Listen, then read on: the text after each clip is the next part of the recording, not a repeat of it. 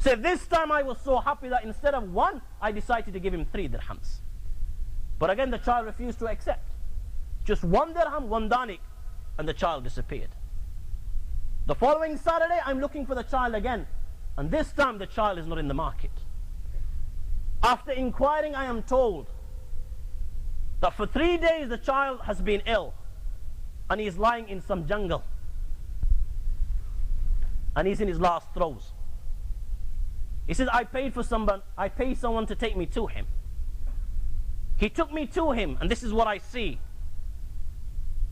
The child is lying on the floor. The earth is his bed. The heaven is his covering. He has nothing to cover him. He's unconscious and he's lying in the jungle. And he has half a brick which he's using as his pillow. I greet him, Assalamu alaikum wa rahmatullah, and the child doesn't recognize. I shout louder, Assalamu alaikum wa rahmatullah, and the child opens his eyes. And he smiles at me and he recognizes me. Seeing him in this pitiful condition, I take his head and I place it inside my lap. But he doesn't allow me to do this. And he takes his head and puts it back on that brick. And then he recites a few couplets. كي يا صاحبي لا تغترر بتنعمي فالعمر ينفد والنعيم يزول إذا حملت إلى القبور جنازة فاعلم بأنك بعدها محمول. Oh my friend, do not be deceived by this world. Do not be deceived by these tall, lofty buildings that you may see, and these beautiful cars and great mansions and bungalows. These blessings will come to an end. These pleasures will come to an end. This world will come to an end. Your life will come to an end. وَإِذَا حَمَلْتَ إِلَى الْقُبُورِ جَنَازَةً.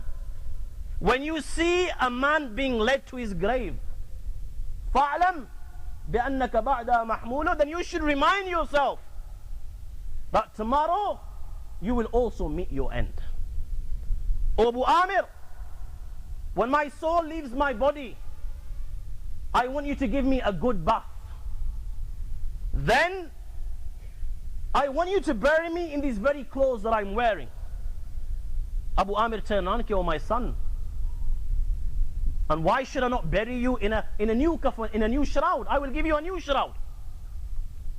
The child turned on and said, "Oh Abu Amir, do you not know that those that are living, they are more in need of new clothes than those that are dead?" This is exactly the same thing Sayyidina Abu Bakr as-Siddiq radiallahu ta'ala anhu said at the point of his death. Okay, those that are living, they are more in need of new clothes than those that are dead. The kafan, the shroud, whether it is new or old, it will decay, it will come to an end. وَالْعَمَلْ يَبْقَى. And the only thing that I'm going to take with me to the Almighty Allah subhanahu wa ta'ala is what I did when I was alive. My a'mal, my deeds. Abu Amir, this turban of mine and this water pot, I want you to give it to the grave digger as his wage. And as for this Quran and this ring, make sure that you give it in the hands of the Amir al-Mu'mineen. Make sure he receives it in his own hands and nobody else. And tell the Amir al-Mu'mineen that a wandering child gave you this. And this child, before he died, he said this: "O Amir al-Mu'mineen, لا تموتن على غفلتك هذه." O Harun Rashid, make sure that you do not die in ignorance. Saying this, the child died. Cutting the story short, Abu Amir al-Basri says, I did as I was instructed. That night, after I had offered my Salatul Isha and did my dhikr, I saw a dream. I saw a fountain of light, and this light changed into a silvery cloud, and in the cloud I see the face of this child, and this child is saying to me, "Ya Abu Amir, Jazakallahu anni khayrah." "O Abu Amir, Allah reward you for the good that you did." I asked the child, "Oh my son, you met the Almighty Allah subhanahu wa ta'ala, what was your outcome?" And the child replied,